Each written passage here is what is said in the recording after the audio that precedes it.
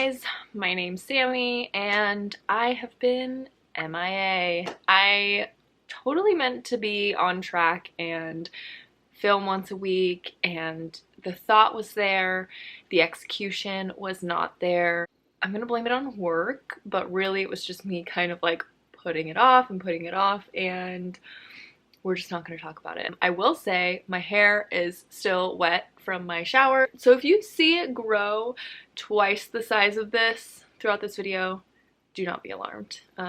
It's bound to happen. Because I've been MIA, I do have a lot to talk about. Today I'm going to be talking about all of the books that I've read in August and September. Right now we're at pretty much the end of September. We're at September 26th. So we're just gonna say that I'm not going to finish another book. Although with the way that I've been reading, there's a high possibility that I'm gonna finish another book in September, but we're just gonna cut me off right here just so I can get a video up on my channel and get back on track with filming. So let's start with August. August was pretty successful, I will say. It was mostly dedicated to finishing, finally, the Throne of Glass series. So the first book that I read in August was Empire of Storms. It was the last book that I was rereading in the series, and this is book 5, if you don't know, in Throne of Glass, and I will say I love this book so much. It is so good. This book, I will say, because now spoiler alert, I've finished the series, so I will say that this book has to be by far my favorite book in the series. It is just so good. I think we get to see the characters really up close. We get to see Selena. I'm just gonna call her Selena, but there's a lot with her identity that you'll find out. But anyway, we get to see a lot with her and her like tactics and the way her mind works and the way she plots and schemes in this book, which I really loved. We meet a lot of new characters, we get to see new romances come to fruition, and we get to know more about our villains, and it is just so good. 5 out of 5 stars by far. So after that, that was my last reread, and the next book in the series is Tower of Dawn. And now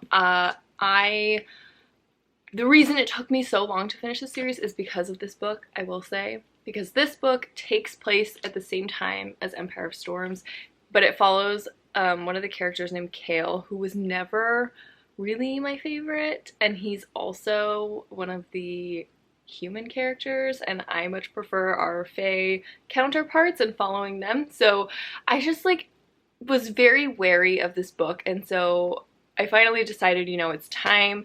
I need to pick up this book. I actually Googled, is it necessary to read this book in order to read the next book? And it is, by far, 100%. You have to read this book. I'm really glad I did, because I gave this book 5 out of 5 stars. It was so good. I did not expect anything from this book, I will say, and it ended up just surpassing everything and just blowing me away.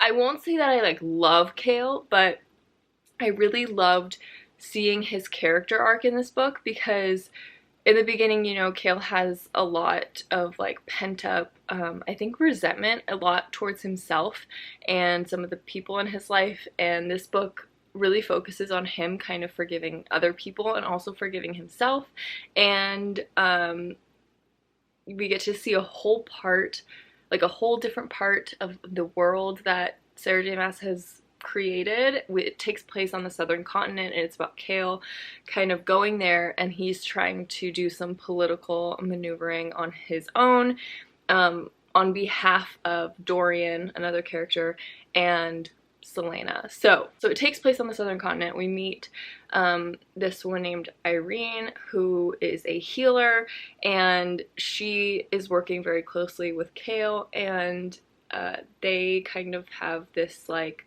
very tense interaction and friendship that grows from it. It was so good. It was so good. And like the twists and turns in this book, because you learn more about what like the conflict of Empire of Storms and like everything in there and the villains in there, you learn more about it in this, and it was just crazy. Like, I couldn't believe it. So yeah, 5 out of 5 stars. Really happy I read this. Then, of course, after that, I picked up Kingdom of Ash, which was just soul-wrenching, gut-wrenching, life-shattering, etc. I can't. I cried so much in this book. I think I cried like literally less than 50 pages into this book because I just couldn't handle what was going on. But this is obviously the finale of the Throne of Glass series, and I couldn't ask for anything more from a finale. It had so much, especially following Selena's character and the inner turmoil that she experienced in this, and the mental health representation in this is just like top notch.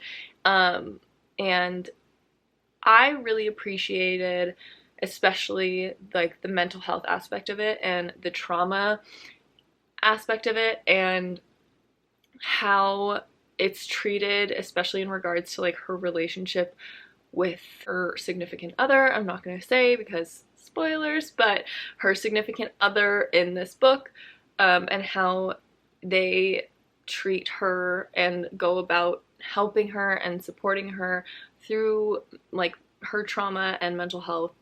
I just really, really appreciated the battles in this, the friendships in this, the relationships in this, the like epic finale of what happens in this. Like I'm like getting flashbacks because obviously it's been like a month since I read this, and I'm already getting flashbacks and thinking about what happened, and I'm like already getting emotional, as you can see. But yeah, this book just destroyed me, but in the best of ways. I absolutely loved it, and I already know I'm going to reread the Throne of Glass series again, probably next year. So, okay. So the next book that I read in August was If We Were Villains by ML Rio. This book is about this group of friends, I guess you could call them. They're more like schoolmates. They're at this university that's this like really prestigious art school, and there's a murder involved in this. One of their thespian mates is murdered, and it's about a character. I'm trying to do this without revealing anything. It's about a character kind of 10 years later, like in the present, talking about what happened that night of the murder and everything that led up to that night and what really happened. And it is really good. I was addicted to this book and I had to know what happened, and I have to tell you that the ending of this book, I was stoked. The very, very end of this book, like I swear to you, I think it's like the last page or even the last line, I was giddy. Giddy, I tell you. I think I gave it 4 out of 5 stars. So then, after I finished Throne of Glass, I was really, really, really itching for something that would give me the same like elation that Sarah J Maas books give me as far as like the relationships, because I love the way Sarah J Maas writes her romantic relationships, and I really wanted something that would give me that same feeling. So in my very light, very low effort research, I kept getting the same answer over and over again, and it was The Cruel Prince by Holly Black. And I don't know why, but I feel like I have been tricked. I don't know. I did not like this book that much, and I'm very sad about it. I love all of the fan art on Tumblr because I was scrolling through that all the time. I love like the concept of this, but I just couldn't vibe with this book, and I'm very sad. So this book is about this girl named Jude who is human, and her parents are murdered when she's 6 years old by a fairy, and he ends up taking her and her sisters to the land of fairy. And the land of fairy in this book is very much like the traditional lore of fae, where fae are you know, these evil, wicked creatures who are incapable of lying, but they are deceitful in the sense that they are always trying to trick you. They love torturing humans and etc. They're just wicked. So that's kind of the setting of this book, and it's about Jude trying to survive in the land of fairy and try to find a place for herself and wanting independence and her own sort of power and freedom in the land of fairy. I don't know. I could not get into it.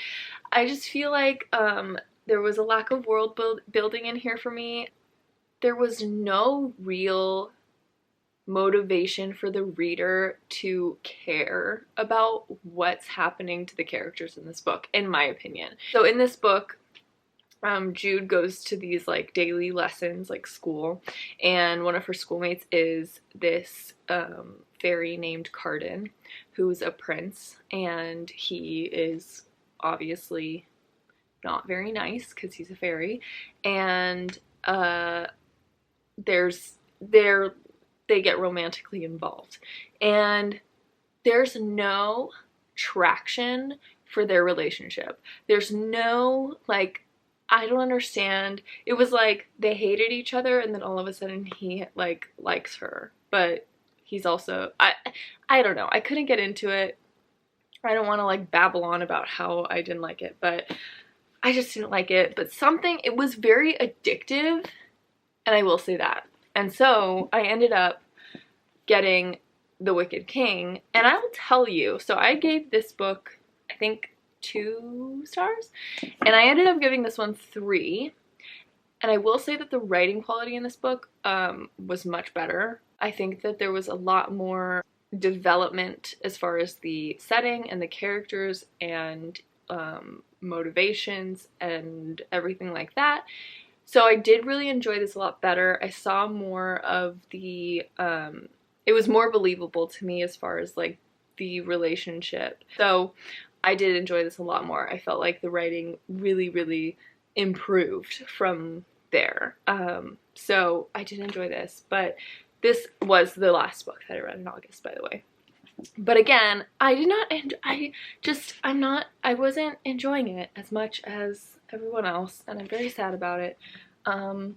They are addictive, I will say that. I think there's something to that as far as it being something that like really gets you hooked, but I don't get the hype. I feel like I'm missing something, or maybe I read a different version of the books. I don't know. So anyway, yeah. But those are the books that I read in August. It was really successful, I think. I mean, the Sarah J. Maas books are pretty thick. And aside from that, I mean, I read, what is that, 6 books, which is pretty good. So getting into September, because I was really craving that Sarah J. Maas vibe, you know, I ended up rereading, I'm just going to do this all at once because I might as well. I ended up rereading the entire A Court of Thorns and Roses series, minus the novella, because I pretend that doesn't exist. But yes, I read this trilogy via audiobook, and I loved it so much. I really, really enjoyed it. I've actually reread the audiobooks for this series, at least the first 2. I've reread the first 2 via audiobook I think like 3 times now, and I really enjoy it. I really enjoy the narrator for it, and it was nice to kind of get back into that and get back into the characters. If you don't know, I'm going to talk about the first one just because I can't really talk about sequels, but I told you my hair would grow in size. It's getting a little voluptuous. Okay. A Court of Thorns and Roses, if you don't know, is a Beauty and the Beast retelling about this girl named Feyre, who is a human girl, and one day she is out in the woods because her and her family are very poor, and she is the one who kind of is the sole provider for her family, and so she goes out and is hunting in the woods for some food, and she ends up killing a wolf. Well, the wolf ends up being a fairy, and so this other fairy comes barging through her door one day and says that because she killed that fairy in the woods, she now has to come with him as part of like because she broke the treaty and killed a fairy. So she ends up leaving with him and going into the land of the Fae, which is Prithian, and she goes with this fairy. His name's Tamlin, and he ends up being the High Lord of the Spring Court. And what she doesn't know is that, or what she soon learns, is that the Spring Court and the land of Prithian has been under a curse and is under the evil rule of this woman, or not woman, this fairy named Amarantha. And Feyre kind of gets caught up in, and Feyre kind of gets caught up in trying to help Tamlin break the curse. And from there, love is involved. It's very, very good. It's very, very addicting, and loved it very much. Then, guys, I read Crescent City, or House of Earth and Blood by Sarah J. Maas, and this is so good. It is so, so, so good. It is so different. I don't understand, because all the reviews that I was seeing for this is like, all of her books are the same, they're all the same, this is like identical to ACOTAR, this is identical to Throne of Glass, and I just don't see it. Like, this was so different. The vibe in this is so different from her other books, because her other books have to do with Fae, and this does too, but this has to do okay, backtrack. So if you don't know what this is about, this is about a girl named Bryce. So she's half Fae, half human, and she's living in this city that kind of doesn't really like humans. It's full of magical creatures of every species you can think of, and she's trying to figure out like who she wants to be and what she wants to do, and she's kind of just like typical young adult situation, you know? She just doesn't know what she wants to do. And then one day her best friend is murdered brutally, and 2 years later the person that they thought was responsible ends up not looking like the person who was responsible, and it looks like these murders are continuing, and she gets kind of recruited to help in the investigation, and gets partnered up with this person in the law enforcement. He's a fallen angel, his name is Hunt, and they kind of team up to help figure out what's going on with these murders, and it is so good. It was just, blew me away. I can't wait to see where this goes. I heard that she hasn't even started writing the second one, which freaks me out because I don't know how long I'm gonna have to wait, but I loved this so, so much, and I'm so glad I finally picked it up. It's very, very hefty, but I got through it. I went through this very quickly. So yeah, blew me away. 5 out of 5 stars. I also picked up Burned by Karen Marie Moning. I read the first 5 books in the series. This is part of her Fever series. The first one I think is called Dark Fever, if I'm remembering that correctly. And I read those back when I was in high school, so what feels like a million years ago. And I really enjoyed them in high school. I didn't know if it would still be true now, so I wanted to kind of pick up the next books and see if I would like them. I skipped one in between because it focused on someone else and I just wasn't about it, and you can kind of read them out of order because I actually did do that, which is beside the point. I picked this up and I tried really hard. I don't even know how far I got in this, and I hated it. And I honestly, and I read this as a review, it felt nothing like the other books. It was just weird. It felt so different from the original books, and I saw that review quite a lot, so I think it's a very like valid assessment, but I just couldn't get through this. I don't know, it was just weird. I didn't like it, so I ended up putting it down and DNFing it and calling it a day. Then I picked up Queen of Nothing because I ordered it as an add-on in my book of the month, book box, and I absolutely hated this. This was awful. After The Wicked King got better, I like had real high hopes that it was like, you know, gonna go up. Like every book was gonna be an improvement, but this finale to the Cruel Prince trilogy, or the Folk of the Air trilogy, was just not it. Nothing happened in this book. Nothing happened in this book at all. And it was just boring, and the overall conflict, like the like big like climax that we're like building up to, was like nothing. And the twist that happens in this with Cardan was just weird. I don't know. I don't know what happened in this book. And it's also very short. It's barely 300 pages. 306 pages for a finale is kind of crazy. They're just, I don't know what happened. I gave this 1 star. Then I picked up Hearthstone, which is a Pride and Prejudice retelling with fantasy elements involved and dragons. It follows a girl named Eliza, and she's one of 4 sisters, 5 technically, but one of her sisters was killed. Their town is being ravaged by these creatures called griffins, and so the lord of the town hires these riders. They're called riders, and they're pretty much these griffin hunters who are dragon riders, and they come and they help hunt the griffins so that they can save the town from being, you know, hunted by these creatures. So the riders come.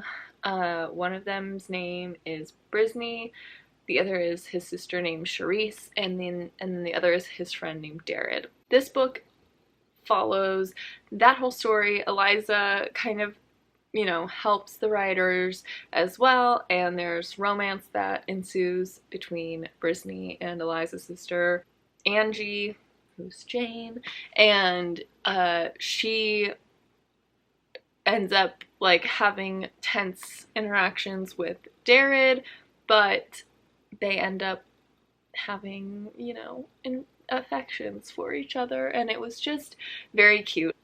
I'm just gonna say it was very cute for its Pride and Prejudice elements, but it wasn't, but like by any means, a fully fleshed out fantasy novel. It was not developed in any way. Like the world was very underdeveloped, and the conflicts were very underdeveloped. There was actually a conflict that was introduced that was like never resolved, so that was kind of strange, but I did give it 3 stars just because I did enjoy it a lot for its Pride and Prejudice elements. I just don't think it was something that you should go into thinking it's going to be this like amazing fantasy book, if that makes sense.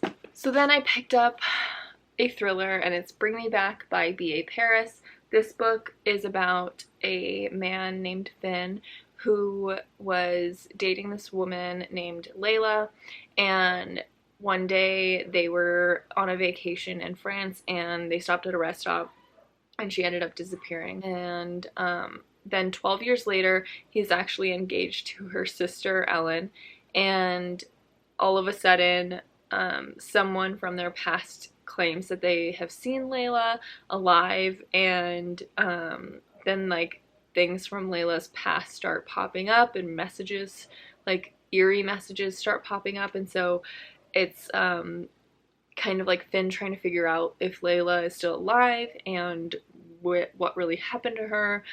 I didn't really enjoy this book very much.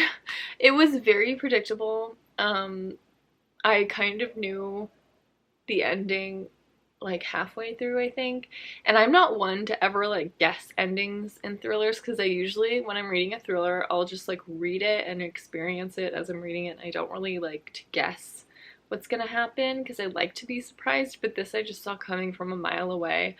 Finn was just a really dumb protagonist. He was like so dense as a character. It's like stuff would happen and he'd be like, well, what does this mean? And you're like, it literally says it right there in the message, and he just wouldn't understand things and wouldn't see things, and then he's like baffled when it's revealed, and you're like, well, yeah, that's what the message said. I don't know. It wasn't great as a thriller. It was not the best. I will say, again, it had an addictive quality to it, so I got through it really quickly, and I will pick up more by B.A. Paris. I just didn't really enjoy the story as much. I mean, it's not something that will ever stay with me by any means. Ending on a fantastic note, I picked up To Kill a Kingdom by Alexandra Christou, and let me just tell you, this book is so, so good. I picked this up because Cindy from Read with Cindy recommended this on her channel as just like a fun fantasy read, and I was just like, okay, yeah, that sounds like something I'm in the mood for. I did not know that I needed a book about mermaids, aka sirens, in my life until I read this book. This book was so fun. It is about a siren named Lyra, who is known as the Princess Bane. She's the daughter of the Sea Queen, and every year on her birthday she takes the heart of a prince, and like that's kind of her reputation. She kills princes. And on the other side, we have Elian, who is the Prince of Midas, and he is a siren hunter and a pirate, and he kind of like doesn't really like to be royalty and would rather be out in the ocean hunting sirens and adventuring the world. One day, Lyra makes a decision, and her mother, the Sea Queen, who's evil, wants to punish her for it. So she makes her into a human and tells her she must bring back the heart of the Prince of Midas. So she has to go and try and take the heart of Elian, and it is just so good. It is just so, so good. I loved it. If you love enemies to lovers, if you love witty banter as flirting, if you love slow burn romance with a lot of tension, if you love hot pirates and war and action, read this book. That's my review. Anyway, this was very long, and those were all the books that I read in August and September. I hope you enjoyed this video. If you're new here, hi, hello. If you're returning, thank you for watching this and waiting for another video to come out, because I have been very lazy. I'm very sorry. So feel free to leave comments below and let me know what you have read in the past month or two. If you want to find me on any other platform on the internet, I always have those linked down below, and I will see you in the next video that I film right after this. Bye.